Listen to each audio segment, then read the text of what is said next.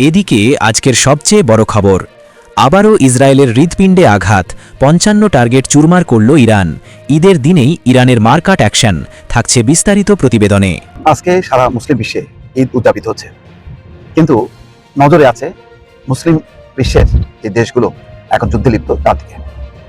নানা খবর প্রতিনিয়ত আপডেট হচ্ছে, যেমন বলা হচ্ছে যে যুদ্ধবিরতির প্রস্তাব ট্রাম্প নাকচ করেছে, তবে অভিযান গুটিয়ে আনার কথাও বলছেন। দুই রকম কথা, কোন কথা সত্য এটা বোঝা যাচ্ছে না। ট্রাম্পের কাজ হচ্ছে বিভ্রান্ত করা, বিভ্রান্ত করে একটা সিদ্ধান্ত নেওয়া, কখন কি বলছে কি করবে কেউ বুঝতে পারছে না। এদিকে ইসরায়েল, যুক্তরাষ্ট্র, ব্রিটেনে শক্তিশালী মিসাইল আর ড্রোন হামলা করে এদের শুভেচ্ছা জানালো ইরান। থাকছে বিস্তারিত প্রতিবেদনে। ইরান এমন এক মিসাইল ব্যবহার করছে যা কিছুতেই আটকাতে পারছে না ইসরায়েল। নিজেদের গর্বের আয়রন ডোমেও কোনো সুফল পাচ্ছে না দখলদাররা, কারণ এই মিসাইলটি পুরোই রহস্য। লক্ষ্যের দিকে একাই ছুটতে ছুটতে হঠাৎই 20টি মাথা বের হয়ে যাচ্ছে, যা ইসরায়েলদের কাছে চোখে সর্ষে ফুল দেখার মতো, আর এর পরিণতি ভয়ঙ্কর ধ্বংসস্তূপ। এদিকে ইরানকে আয়রন ডোমের তথ্য দিচ্ছে ইসরায়েলি সেনারা। ইরানের চালে মোসাদও ফেল, থাকছে বিস্তারিত প্রতিবেদনে। আমি সর্বশেষ সম্ভবত 3 থেকে 4 দিন আগে একটা নিউজ দিয়েছিলাম যে প্রায় 2500 মার্কিন সেনা আপনার ইরানে প্রবেশ করতে যাচ্ছে, অর্থাৎ একটা স্থল অভিযান শুরু করবে মার্কিন যুক্তরাষ্ট্র। আর এই স্থল অভিযানের মূল লক্ষ্য হচ্ছে একদিকে আকাশ থেকে বিমান বাহিনী ট্যাকল দেবে, তারা ঢুকে যাবে ইরানের বেশ কিছু গুরুত্বপূর্ণ সামরিক বেসামরিক স্থাপনা অথবা নেতৃস্থানীয় যারা আছেন ভেতরের মির্জাপুরদের সহযোগিতা নিয়ে তারা ঘটনা ঘটায় দিবে। এদিকে যুদ্ধে জয়ের দ্বার প্রান্তে ইরান। ইরানের নতুন কৌশলে নতজানু হচ্ছে যুক্তরাষ্ট্র, থাকছে বিস্তারিত প্রতিবেদনে। ইসরায়েলের আকাশ প্রতিরক্ষা ব্যবস্থা এখন অনেকটা ভেঙে পড়েছে, ফলে ইরানের ছোড়া ব্যালিস্টিক মিসাইলগুলো বেশ সফলভাবে আঘাত হানছে। এতে ইসরায়েলের ব্যাপক ক্ষয়ক্ষতি হলেও তা গোপন রাখা হচ্ছে। শুধু ইসরায়েল নয়, পুরো মধ্যপ্রাচ্য জুড়ে মার্কিন ঘাঁটিগুলোতে থাকা নজরদারি সিস্টেমে আঘাত হানে ইরানের মিসাইল ও ড্রোন, ফলে মধ্যপ্রাচ্যের আকাশ এখন অরক্ষিত। এদিকে ইরানে নওরোজ শুভেচ্ছা পাঠালেন পুতিন, তেহরানকে বন্ধুত্বের শক্তিশালী বার্তা। ইরান চাইলে যে কোনো সহযোগিতা করতে প্রস্তুত মস্কো, থাকছে বিস্তারিত প্রতিবেদনে। জাতিসংঘের বৈঠকে ইরানের পক্ষে শক্ত অবস্থান নিয়েছে চীন ও রাশিয়া। তারা আরো বলেন, চলমান যুদ্ধ পরিস্থিতি সব ধরনের সহযোগিতা করতে প্রস্তুত তারা। বিপদের দিনে ইরানের পাশে দাঁড়ানোর জন্য মুসলিম বিশ্ব কোনোদিনও ভুলবে না এই দুই পরাশক্তি দেশ চীন ও রাশিয়াকে। মধ্যপ্রাচ্যে মার্কিন ও ইসরায়েলি আধিপত্যের ভিত নাড়িয়ে দিয়ে ইরান শুরু করেছে তাদের বিধ্বংসী অপারেশন ট্রু প্রমিস 4 এর 70তম ঢেউ। ঈদ উল ফিতরের মুহূর্তে গর্জে উঠল ইরানের মিসাইল ও ড্রোন বাহিনী। একের পর এক লক্ষ্যবস্তু পরিণত হচ্ছে ধ্বংসস্তূপে। বিস্তারিত থাকছে প্রতিবেদনে। ভোররাত থেকেই শুরু হয় সেই প্রলয়ঙ্করী গর্জন। ইরানি বিবৃতিতে জানানো হয়েছে, 70তম পর্যায়ে এই অভিযানে মার্কিন ও ইসরায়েলি বাহিনীর অন্তত 55টি গুরুত্বপূর্ণ অবস্থান ধুলোয় মিশিয়ে দেওয়া হয়েছে।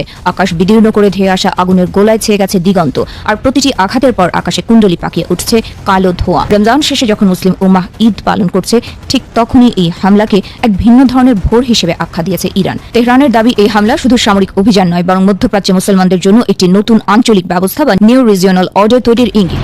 ইরানি ড্রোন ও মিসাইলের হাত থেকে রক্ষা পায়নি এ অঞ্চলে মার্কিন সামরিক শক্তির দম্ভ। সৌদি আরবের আল খার্জ থেকে শুরু করে সংযুক্ত আরব আমিরাতের আল দফরা, কুয়েতের আলী আল সালেম এবং ইরাকি কুর্দিস্তানের এরবিল পর্যন্ত প্রকম্পিত হয়েছে। এমনকি বাহরাইনে অবস্থিত মার্কিন ৫ম নৌবহরের সদর দফতরেও সফল আঘাত হানার দাবি করেছে আইআরজিসি। এবারের অভিযানে ইরান তাদের অন্যতম শক্তিশালী অস্ত্র কিয়াম এবং ইমাদ মিসাইল সিস্টেম ব্যবহার করেছে। এর সাথে ছিল ঝাঁকে ঝাঁকে আত্মঘাতী ড্রোন। ইরান একে বলছে গ্রাজুয়াল অ্যাট্রিশন কৌশল, যার লক্ষ্য হল শত্রুপক্ষকে মানসিকভাবে এবং সামরিকভাবে তিল তিল করে নিঃশেষ করে দেয়া। দখলকৃত অঞ্চলের নিরাপদ আশ্রয়ে থাকা ইসরায়েলি বাহিনীর জন্য এটি ছিল এক চরম বিস্ময়। আইআরজিসির অ্যারোস্পেস ফোর্স এবার হাইফা এবং তেল আবিবের কৌশলগত জোনগুলোতে আক্রমণ কেন্দ্রীভূত করেছে। হাদেরা, কিরিয়াত ওনো, সাভিয়ান এবং বেন অমির মতো এলাকাগুলো এখন ইরানি ক্ষেপণাস্ত্রের নিয়মিত টার্গেটে পরিণত হয়েছে। খোরামশের 4 এবং মাল্টি ওয়ারহেড কদর ক্ষেপণাস্ত্র ব্যবস্থার আঘাতে বিধ্বস্ত হয়েছে শত্রু শিবিরের প্রতিরক্ষা ব্যবস্থা। ইরান বলছে, প্রভাব ছিল শত্রুর হিসাব নিকাশের চেয়েও বহুগুণ বেশি। তেল আবিবের আকাশ প্রতিরক্ষা ব্যবস্থাকে বৃদ্ধাঙ্গুলি দেখিয়ে এই হামলাগুলো অধিকৃত অঞ্চলের পরিস্থিতিকে আরও শোচনীয় করে তুলেছে। ইরান আবারও সাফ জানিয়ে দিয়েছে, এটি তো কেবল শুরু। যদি ইসলামী প্রজাতন্ত্রের সার্বভৌমত্বের সামান্যতম আঘাত আসে, তবে যে দেশ থেকে হামলা চালানো হবে সেই উৎসকেই সরাসরি মাটির সাথে মিশিয়ে দেওয়া হবে। ইরানের সশস্ত্র বাহিনী এখন যে কোনো পর্যায়ের সংঘাতের জন্য পূর্ণ মাত্রায় প্রস্তুতি নিয়ে রেখেছে। এদিকে ইসরায়েল, যুক্তরাষ্ট্র, ব্রিটেনে শক্তিশালী মিসাইল আর ড্রোন হামলা করে ঈদের শুভেচ্ছা জানালো ইরান। সারা বিশ্বের মুসলিমদের ঈদ উল ফিতরের শুভেচ্ছা জানিয়েছেন মার্কিন প্রেসিডেন্ট ডোনাল্ড ট্রাম্প ও ইসরায়েল। আর তাতে শুরু হয়েছে সমালোচনার ঝড়, কারণ ইরানে হামলা অব্যাহত রেখে গোটা বিশ্বকে শুভেচ্ছা জানানোটা তামাশা বলে মনে করছে নেটিজেনেরা। আর এমন তামাশার জবাবে মোটেই চুপ করে বসেনি সাহসী মুসলিম দেশ ইরান। আয়াতুল্লাহ আলী খামেনি সহ গুরুত্বপূর্ণ নেতাদের হত্যা করায় ট্রাম্প, ইসরায়েল ও তাদের বন্ধু দেশগুলোর ওপর চরম খেপেছে ইরান। আর তাই প্রতিশোধ নিতে লাগাতার হামলা চালিয়ে তাদের নাস্তানাবুদ করেই চলেছে দেশটি। এমনকি সারা বিশ্বের মুসলিমদের কাছে ঈদের শুভেচ্ছা জানিয়ে সেই ঈদের মধ্যরাত থেকে ইসরায়েলের হামলার দাঁতভাঙা জবাব দিতে মাঠে নেমেছে ইরানি বাহিনী। ইরানের শনিবার একই সঙ্গে পালিত হচ্ছে পবিত্র ঈদ উল ফিতর ও নরজ বা ফার্সি নববর্ষ। তবে এই দ্বৈত উৎসবের শুরুতেই ইসরায়েল ও যুক্তরাষ্ট্রের গুরুত্বপূর্ণ স্থাপনাগুলোতে ব্যাপক ক্ষেপণাস্ত্র ও ড্রোন হামলা চালিয়ে সেগুলো গুড়িয়ে দিয়েছে বলে জানিয়েছে আইআরজিসি। আর হামলার পর বিশেষ করে ইসরায়েলের বিভিন্ন গুরুত্বপূর্ণ শহর কার্যত ধ্বংসস্তূপে পরিণত হয়েছে। এমনকি ভারত মহাসাগরের কাছে মার্কিন ও ব্রিটিশ ঘাঁটিতেও হামলা চালিয়েছে ইরান। আইআরজিসি জানিয়েছে অপারেশন ট্রু প্রমিস 4 এর আওতায় 70 ধাপে এই অঞ্চল জুড়ে মার্কিন ও ইসরায়েলের দখলে থাকা 55টিরও বেশি স্থানকে লক্ষ্যবস্তু করে হামলা করা হয়েছে। আর সেই অভিযানে সৌদি আরবের আল খারজ, সংযুক্ত আরব আমিরাতের আল দাফরা, কুয়েতের আলী আল সালেম, ইরাকের কুর্দিস্তানে ইউবি এবং বাহরাইনে অবস্থিত মার্কিন ৫ম নৌবহরের সদর দপ্তরে হামলা চালানো হয়েছে। এছাড়াও তেল আবিবে পবিত্র অধিকৃত শহর আল কুদুস হাইপার প্রযুক্তিগত শহর, এছাড়াও ইসরায়েলের বিভিন্ন গুরুত্বপূর্ণ শহরে ব্যাপক মিসাইল ও ড্রোন হামলা চালিয়েছে ইরান। এদিকে ইরানকে আয়রন ডোমের তথ্য দিচ্ছে ইসরায়েলি সেনারা। ইরানের চালে এবার মোসাদ ফেল। মধ্যপ্রাচ্যের রণক্ষেত্র এখন আর মিসাইল আর ড্রোনের লড়াই নয়, বরং শুরু হয়েছে চরম স্নায়ুযুদ্ধ। খোদ ইসরায়েলের গর্ব আয়রন ডোম ইউনিটে হানা দিয়েছে ইরান। ইসরায়েলের নিরাপত্তা ব্যবস্থার একেবারে হৃৎপিণ্ডে বড়সড় ফাটল, যাকে বলা হয় অবৈধ ঢাল। সেই আয়রন ডোম ইউনিটের একজন রিজার্ভ সেনার বিরুদ্ধে উঠেছে চাঞ্চল্যকর গুপ্তচর বৃদ্ধির অভিযোগ। অভিযুক্তের নাম রাজ গোহেন। জেরুজালেমের এই বাসিন্দা অর্থের বিনিময়ে ইরানের গোয়েন্দাদের কাছে পাচার করেছেন দেশের অতি সংবেদনশীল সামরিক তথ্য। ইসরায়েলি অভ্যন্তরীণ নিরাপত্তা সংস্থা সিনবেত এবং পুলিশের দুর্ধর্ষ ইউনিট লাহাব 434 এর দীর্ঘ অনুসন্ধানের পর শুক্রবার জেরুজালেম জেলা আদালত গোহেনের বিরুদ্ধে গুরুতর অভিযোগপত্র দাখিল করেছে। যুদ্ধের শুরুর দিকে তাকে গ্রেপ্তার করা হলেও তদন্তের স্বার্থে বিষয়টি এতদিন গোপন রাখা হয়েছিল। তদন্তকারীদের দাবি, রাজ গোহেন সরাসরি ইরানি অপারেটরদের সাথে যোগাযোগ রক্ষা করতেন। এয়ার ডিফেন্স অপারেশনাল কৌশল এবং গুরুত্বপূর্ণ ব্যাটারিগুলোর অবস্থান সম্পর্কে তথ্য সরবরাহ করার অভিযোগ রয়েছে তার বিরুদ্ধে। যুদ্ধের এই কঠিন সময়ে নিজের বাহিনীর সাথে বিশ্বাসঘাতকতার খবর পুরো ইসরায়েল জুড়ে তোলপাড় সৃষ্টি করেছে। এটি কোনো বিচ্ছিন্ন ঘটনা নয়। সিনবেদ সতর্ক করে জানিয়েছে, ইসরায়েলের বর্তমান ও প্রাক্তন নিরাপত্তা কর্মীদের টার্গেট করে ইরান তাদের গোয়েন্দা জাল বিছিয়েছে। গত জানুয়ারিতেও একই অভিযোগে ইউরি ইলিয়াসপোর্ট এবং জর্জি অ্যান্দ্রিয়েট নামে 2 আয়রন ডোম সেনাকে গ্রেপ্তার করা হয়েছিল। অর্থাৎ ইসরায়েলের ডিফেন্স ফোর্সের ভিতরে ঘাপটি মেরে থাকা শত্রু খুঁজে বের করা এখন নেতানিয়াহু সরকারের জন্য বড় চ্যালেঞ্জ। এদিকে যুদ্ধে জয়ের দ্বারপ্রান্তে ইরানের নতুন কৌশলের নতজানু হচ্ছে যুক্তরাষ্ট্র। হোয়াইট হাউসের অভ্যন্তরীণ আলোচনার উঠে এসেছে এক বিস্ময়কর তথ্য। প্রেসিডেন্ট ট্রাম্পের উপদেষ্টারা গোপনে প্রস্তাব দিয়েছে যে সমুদ্রে ভাসমান প্রায় 140 মিলিয়ন ব্যারেল ইরানি তেল মিত্রদের কাছে বিক্রির অনুমতি দেওয়া হোক। মজার বিষয় হলো, এই তেল এক সময় চীন কিনতে চেয়েছিল মার্কিন নিষেধাজ্ঞা উপেক্ষা করে। ইরানের সাথে যুদ্ধের মধ্যেই যুক্তরাষ্ট্র তেহরানের কাছে শরণাপন্ন হওয়া প্রমাণ করে রণক্ষেত্রে না হলেও কূটনৈতিক টেবিলে ট্রাম্পকে হারিয়ে দিয়েছে তেহরান। মধ্যপ্রাচ্যে ইরান ও যুক্তরাষ্ট্রের মধ্যে চলমান রক্তক্ষয়ী যুদ্ধে 3য় সপ্তাহে বিশ্ব অর্থনীতি ভয়াবহ বিপর্যয়ের মুখে দাঁড়িয়েছে। একদিকে রণক্ষেত্রে চলছে অপারেশন এপিক ফিউরি, অন্যদিকে বিশ্বজুড়ে হু হু করে বাড়ছে জ্বালানি তেলের দাম। পরিস্থিতি এতটাই বেগতিক যে খোদ ট্রাম্প প্রশাসন এখন তাদের ঘোর শত্রু ইরানের উপর থেকে সাময়িক নিষেধাজ্ঞা তুলে নেওয়ার মতো অপ্রত্যাশিত পথে হাঁটছে। এদিকে ইরানের পররাষ্ট্রমন্ত্রী তিনি জাপানের পররাষ্ট্রমন্ত্রীর সাথে সরাসরি সংলাপে বসেছে। তেহরানের পক্ষ থেকে টোকিওকে একটি আকর্ষণীয় প্রস্তাব দেওয়া হয়েছে। জাপানি পতাকাবাহী জাহাজগুলো কোনো ধরনের নিরাপত্তা ঝুঁকি বা বাধা ছাড়াই হরমুজ প্রণালী দিয়ে চলাচল করতে পারবে। বিশ্লেষকরা মনে করছেন এটি ইরানের অত্যন্ত সুদূর প্রসারী ও বুদ্ধিদীপ্ত কৌশল। যুক্তরাষ্ট্র ইতিমধ্যে জাপান সহ তাদের প্রধান মিত্রদের অনুরোধ করে জানিয়েছে যে যাতে তারা হরমুজ প্রণালী উন্মুক্ত করতে সেখানে যুদ্ধজাহাজ পাঠায়। এদিকে তেহরান খুব ভালো করেই জানে জাপান যুদ্ধজাহাজ পাঠানোর অর্থ হলো সরাসরি ইরানের বিরুদ্ধে যুদ্ধে জড়িয়ে পড়া। এদিকে ইরানে নৌরোজ শুভেচ্ছা পাঠালেন পুতিন। তেহরানকে বন্ধুত্বের শক্তিশালী বার্তা। ইরান চাইলে যে কোনো সহযোগিতা করতে প্রস্তুত মস্কো। ভ্লাদিমির পুতিন ইরানের পারস্য নববর্ষ নৌরোজ উপলক্ষে দেশটির নেতৃত্ব ও জনগণকে শুভেচ্ছা জানিয়ে তেহরানের প্রতি মস্কোর দৃঢ় সমর্থন পুনর্ব্যক্ত করেছেন। ক্রেমলিন থেকে প্রকাশিত এক বিবৃতিতে এই বার্তার কথা জানানো হয়। বিবৃতিতে বলা হয়েছে, বর্তমান কঠিন পরিস্থিতিতে পুতিন ইরানি জনগণের প্রতি সংহতি প্রকাশ করেছেন এবং আশা প্রকাশ করেছেন যে তারা ধৈর্য ও মর্যাদার সঙ্গে এই সংকট অতিক্রম করতে সক্ষম হবে। একই সঙ্গে তিনি জোর দিয়ে উল্লেখ করেন, এই সংকটময় সময়েও রাশিয়া ইরানের একজন নির্ভরযোগ্য অংশীদার ও ঘনিষ্ঠ বন্ধু হিসেবে পাশে থাকবে। ক্রেমলিন আরও দাবি করেছে, যুক্তরাষ্ট্র ও ইসরায়েল কর্তৃক ইরানে চালানো হামলা গোটা মধ্যপ্রাচ্যকে গভীর অনিশ্চয়তার দিকে ঠেলে দিয়েছে এবং এর প্রভাব বিশ্বব্যাপী জ্বালানি বাজারেও পড়েছে। একই সঙ্গে রাশিয়ার পক্ষ থেকে ইরানের সর্বোচ্চ নেতা আয়াতুল্লাহ আলী খামেনিয়ের হত্যাকাণ্ডকে নিষ্ঠুর ও ঘৃণ্য হিসেবে আখ্যায়িত করা হয়েছে। বিশ্লেষকদের মতে, পুতিনের এই বার্তা কেবল শুভেচ্ছা নয়, বরং বর্তমান ভূরাজনৈতিক অস্থিরতার প্রেক্ষাপটে রাশিয়া ও ইরানের মধ্যকার দীর্ঘমেয়াদী কৌশলগত সম্পর্ক এবং পারস্পরিক সহযোগিতার অবস্থানকেই স্পষ্টভাবে তুলে ধরে। তথ্যসূত্র আল জাজিরা। আজকে সারা মুসলিম বিশ্বে ঈদ উদযাপিত হচ্ছে, কিন্তু নজরে আছে মুসলিম বিশ্বের যে দেশগুলো এখন যুদ্ধে লিপ্ত তার দিকে। নানা খবর প্রতিনিয়ত আপডেট হচ্ছে, যেমন বলা হচ্ছে যে যুদ্ধবিরতির প্রস্তাব ট্রাম্প নাকচ করেছে, তবে অভিযান গুটিয়ে আনার কথাও বলছে। দুই রকম কথা, কোন কথা সত্য এটা বোঝা যাচ্ছে না। ট্রাম্পের কাজ হচ্ছে বিভ্রান্ত করা, বিভ্রান্ত করে একটা সিদ্ধান্ত নেওয়া, কখন কি বলছে কি করবে কেউ বুঝতে পারছে না। কিন্তু বোঝা যাচ্ছে যে পরিস্থিতি অনুকূলে না, দিন যত যাচ্ছে আস্তে আস্তে চাপের মধ্যে পড়ছে ট্রাম্প, সেই চাপ থেকে বেরোতে চাচ্ছে। দুইটা খবর বলি, দুটোই চাপের হচ্ছে ফলাফল। একটা হচ্ছে একক শক্তিতে সমাধান হচ্ছে না, হরমুজ প্রণালী নিয়ে সুর বদলালেন ট্রাম্প। এই খবরের পাশাপাশি এবার প্রথমবারের মতো একেবারে বহু দূরবর্তী ঘাঁটি, ভারত মহাসাগরে যুক্তরাষ্ট্র যুক্তরাজ্যের ঘাঁটি লক্ষ্য করে ইরানের ক্ষেপণাস্ত্র হামলা। কয়েকদিন আগে না, গতকালকেই সম্ভবত ইরানের পররাষ্ট্রমন্ত্রী বলেছেন যে যুক্তরাষ্ট্র যদি যুক্তরাজ্যের ঘাঁটি ব্যবহার করা হয় তাহলে এটা ইরানের উপর যুক্তরাজ্য হামলা করছে এটাই বিবেচনা করা হবে। বাস্তবে তাই ঘটলো।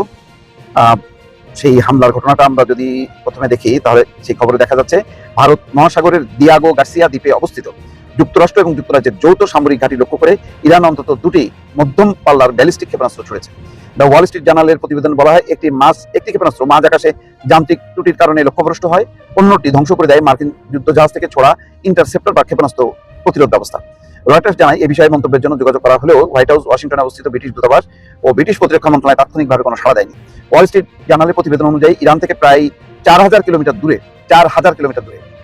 ইরান কিন্তু দেখেন ক্ষেপণাস্ত্রগুলি ছুটছে যে তেল আবিবে 1900 কিলোমিটার, আর এটা 4000 কিলোমিটার দূরে অবস্থিত দিয়াগো গার্সিয়াকে লক্ষ্য করার সক্ষমতা নির্দেশ করে যে ইরানের ক্ষেপণাস্ত্রের পাল্লা আগের দাবির চেয়ে অনেক বেশি। আগে হয়তো কম দাবি করা হয়েছিল যে তারা অত বেশি মানে পাল্লায় অত দূরত্বে ছুটতে পারে না, কিন্তু সেটা এখন ভুল প্রমাণ হলো। 4000 কিলোমিটার দূরে লক্ষ্যবস্তুতে আঘাত হানার সক্ষমতা আছে। গত মাসে ইরানি পররাষ্ট্রমন্ত্রী আব্বাস আরাকচি দাবি করেছিলেন ইরান ইচ্ছাকৃতভাবে তাদের ক্ষেপণাস্ত্রের পাল্লা 2000 কিলোমিটারের মধ্যে সীমাবদ্ধ রেখেছে, কিন্তু এখন দেখা যাচ্ছে সেটা না।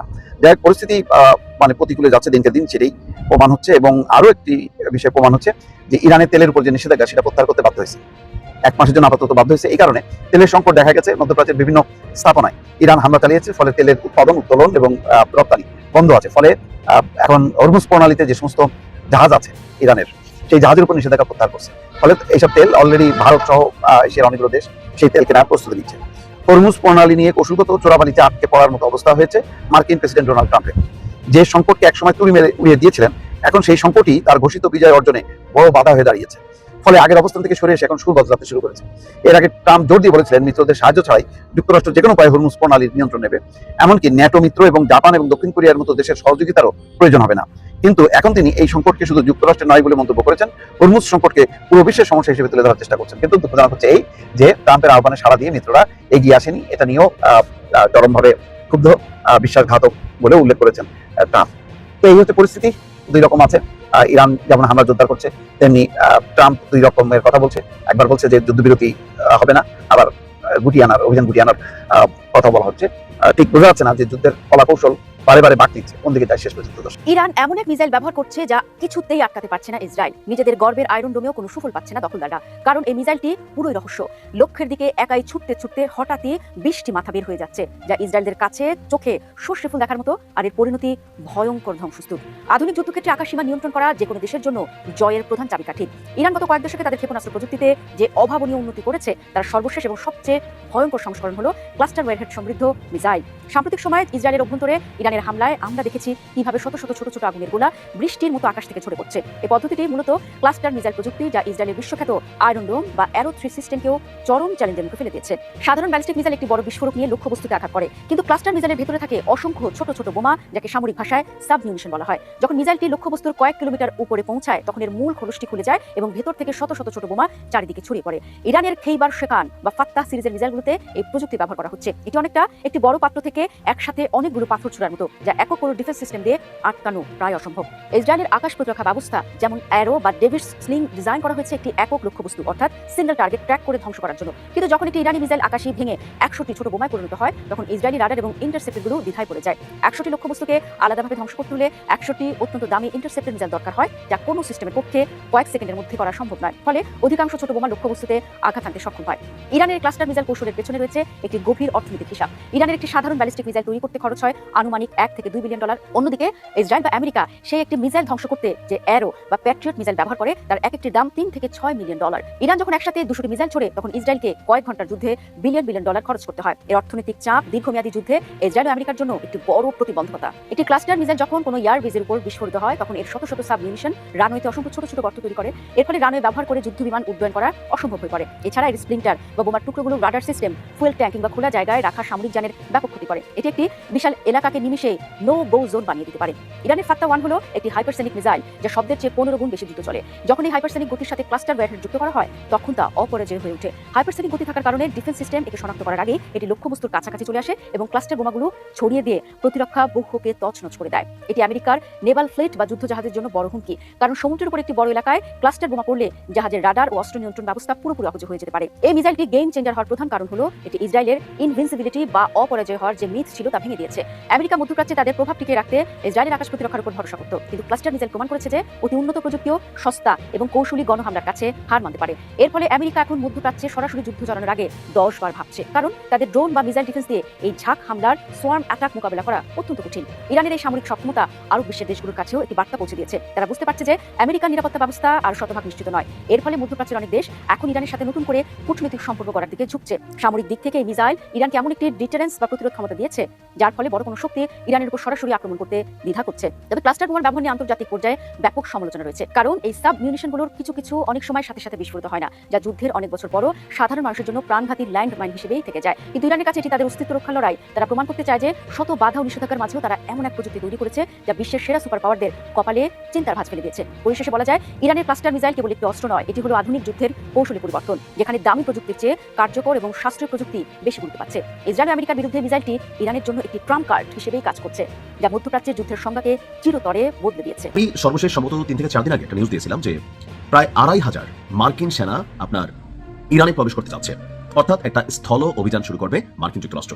আর এই স্থল অভিযানের মূল লক্ষ্য হচ্ছে একদিকে আকাশ থেকে বিমান বাহিনী ট্যাকল দেবে, তারা ঢুকে যাবে ইরানের বেশ কিছু গুরুত্বপূর্ণ সামরিক বেসামরিক স্থাপনা অথবা নেতৃস্থানীয় যারা আছেন ভেতরের মির্জাফরদের সহযোগিতা নিয়ে তারা ঘটনা ঘটায় দিবে। তো এই যখন পরিকল্পনায় আমরা একটু টেনশনে আছি, ইরানের রণকৌশল, ইরানের সাহসের যেই আমি এটার কি বলা যায় প্রশংসা করতে হয়, হরমুজ প্রণালীতে ইরান যেভাবে মধ্যপ্রাচ্য সহ প্রত্যেকটা রাষ্ট্রকে টাইট দিয়ে ফেলছে, এমনকি ইউরোপীয় ইউনিয়নকেও মার্কিন যুক্তরাষ্ট্রের বিরুদ্ধে অবস্থান নিতে বাধ্য করেছে তেলের ইস্যুতে, সেই জায়গায় হুট করে মার্কিন যুক্তরাষ্ট্রের প্রেসিডেন্ট ডোনাল্ড ট্রাম্প আজকে বলছে যে চতুর্থ সপ্তাহ গড়ালেও আমরা কিন্তু এটা নিয়ে গত 4-5 দিন আলোচনায় যে টিম চলে গেছে, অন দা ওয়েতে আছে, যে কোনো সময় ঢুকবে, এগুলো ট্রাম্পের মুখের কথা, অথবা প্যান্টাগন প্রতিনিয়ত এই ধরনের বক্তব্যগুলো দিচ্ছে, অথবা মার্কিন যুক্তরাষ্ট্র তিনি প্রতিরক্ষা মন্ত্রী আছেন পিট হেগসেট, তো প্রতিদিন একই কথা বলছেন।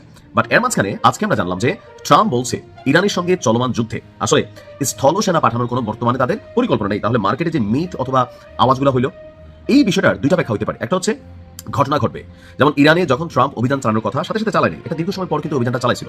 মাঝখানে আমরা মনে করছি যে না শেষ হয়ে যাবে, হয়তো আর হবে না, আরে দূর এনা সেনা। বাট এরপরে হুট করে যখন অভিযান চললো, হামলা চললো, তখন আমরা বুঝতে পারলাম যে আমেরিকা আসলে একটু সময় নিয়েছে, হয়তো একটা মাস্টার প্ল্যান ছিল, সেটাকে বাস্তবায়নের জন্য তারা সময় নিয়েছে, বাট তারা কিন্তু অভিযান চালাইছে। তো এই স্থল অভিযান যেটা, সেটা হতেও পারে আবার নাও হতে পারে।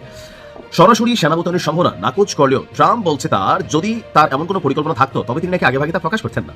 এটাও আমার কাছে অনেকটা রহস্যজনক বক্তব্য মনে হচ্ছে। তো সবকিছু মিলিয়ে আমার কাছে মনে হচ্ছে যে এখানে আমেরিকা বা ওয়াশিংটন তারা হয়তো পারমাণবিক যে উপকরণগুলো ছিল ইরানের, সেগুলোকে জব্দ করা অথবা লুট করা অথবা একটা আচমকা অভিযান চালিয়ে থাকে না, যেখানে আসলে কাদের পাঠাচ্ছে তারাই ভালো জানে, যে সিস্টেমকে হ্যাং করে দেওয়া, সরাসরি সেখানে গিয়ে ইরানের পারমাণবিক কার্যক্রম রুখে দেওয়া, প্লাস মাইনাস হয়তো অনেক ধরনের এদের পরিকল্পনা ছিল। তো সেখান থেকে কেন হঠাৎ করে এরকম শুরু করে ব্যাকে চলে আসছে, এটাও একটা প্রশ্নের বিষয়। তো আমার কাছে মনে হচ্ছে যে এখানে দুইটা বিষয় হতে পারে, কারণ ইউরোপীয় ইউনিয়ন মার্কিন যুক্তরাষ্ট্রের সাথে তাদের যে রণকৌশল অথবা অর্থনৈতিকভাবে ইরানকে সাইজ করার জন্য যতগুলো পরিকল্পনা সেগুলোর ব্যাপারে অনেকেই দ্বিমত পোষণ করেছেন। কারণ ইরান অলরেডি এই হরমুজ প্রণালী দিয়ে জাহাজ বের করতে হলে ট্যাক্স নেওয়া শুরু করছে, টোল। যেমন আমরা বিভিন্ন সেতুতে বাংলাদেশে চড়ি টোল দিতে হয় না রাষ্ট্রকে, ওইরকমই জাস্ট একটা জাহাজ থেকে $20 লক্ষ আজকে যখন দিছে, তখনই আমার মনে হয় যে মার্কিন যুক্তরাষ্ট্রের উপর ইউরোপীয় ইউনিয়ন বা ন্যাটো অন্তর্ভুক্ত রাষ্ট্রগুলো তারা হয়তো প্রেশার শুরু করছে যে ভাই না, আমরা আসলে এগুলো দরকার নাই, আপনি ভেজাল বোঝা লাগায় না। যাই হোক, মোট কথা হচ্ছে আমাদের জন্য ভালো সংবাদ।